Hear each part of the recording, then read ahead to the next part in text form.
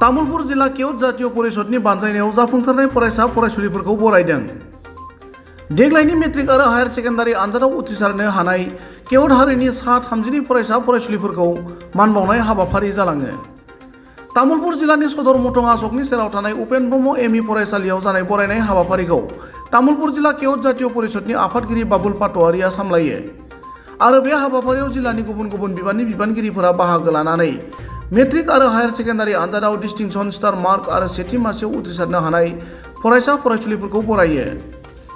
बे हाबाफारियावनो बिटिआर केवट जातीय परिषदनि नेहाथारि भबेश हालय, जिल्ला कमिटिनि बोसोनगिरि अनन्त डेका, नाग्रिजुलि आरो सुक्लाय सेरफां आन्चलिक कमिटिनि बिबानगिरिफोरजों लोगोसे तामुलपुर जिल्लानि साफ्रोमबो बिबानगिरिफोरा बाहागो लायो। गुबुन फारसेथिं तामुलपुर जिल्ला केवट जातीय परिषदनि आफादगिरि बाबुल पाटवारिया बरायजानाय फरायसा फरायसुलिफोरनो हामलायथि बावनानै इयुनाव मोजां सोलोंथाइ लानानै हादोर आरो हादोरसानि मोजां खामानि मावनायजों लोगोसे हारिखौ दैदेननो हागोन होनना मिजिंथियो। আজি সদৌ অসম কেন্দ্ৰীয় জাতীয় পৰিষদ তামোলপুৰ জিলা সমিতিয়ে এইবেলি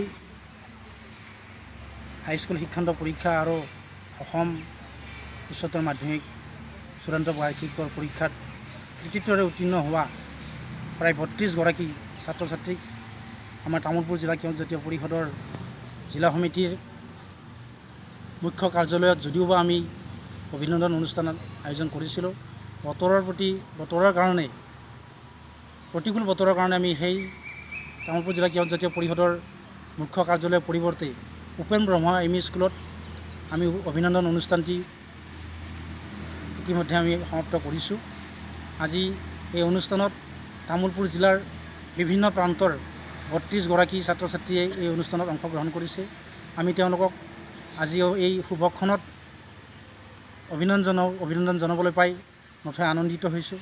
আশা ৰাখিছোঁ তেওঁলোকে ভৱিষ্যতলৈ এজন সুশিক্ষাৰে শিক্ষিত হৈ এজন দেশৰ তথা জাতিৰ মেৰুদণ্ড স্বৰূপ হৈ পৰিব আৰু তেওঁলোকৰ সৰ্বভাৰতীয় পৰ্যায়ত যিবিলাক পৰীক্ষা হ'ব তেওঁলোকে নিশ্চয় অৱতীৰ্ণ হৈ আমাৰ সমগ্ৰ অসমৰ লগতে তামোলপুৰ জিলা কেন্দ্ৰীয় জাতীয় পৰিষদলৈ সন্মান কঢ়িয়াই আনিব বুলি আমি আশা ৰাখি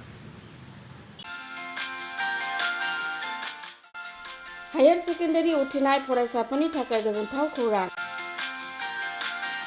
BA सेथि सेमिस्टारनि थाखाय गोविन्द बसुमतारी कलेजाव मुं थिसननाया सोलिगासिनो। गिबि मुं थिसननाय 100 फरायसाफोरनि थाखाय स्पेशल अफार आरो गुबुन गुबुन रोखोमनि बेसेन नाङै क्लासनि खाबु होनानै मुं थिसननायनि हाबाफारिया गोविन्द बसुमतारी कलेजाव सोलिगासिनो। फरायसाफ्रा गावनि गोसो बायदि साबजेक्टफोरखौ सायख'नानै लानो हागोन। लोगोसे basic computer class, self defence, spoken English class बायदि खाबुफोरखौ फरायसाफ्रा बेसेन नाङाजासे लानो हागोन। बे कलेजाव गासैबो फरायसाफोरनि थाखाय फ्रि बासनि सार्भिसनि राहा आरो बिजाब बाख्रिनिबो राहा दं। आरो बे खेबनिफ्राय भिउ सेन्टार अदेबानि एग्जाम सेन्टार महरै फरायसाफ्रा गोविन्द बसुमतारी कलेजावनो आनजाद होनो हागोन। गोविन्द बसुमतारी कलेजाव एसेल' बेसेनावनो मुं थिसननानै कलेजनि राहानि खाबुफोरखौ लानो हागोन। रोखायै मिथिनो थाखाय फारियै होनाय जानबुं नाम्बाराव कन्टेक्ट खालामनो हागोन।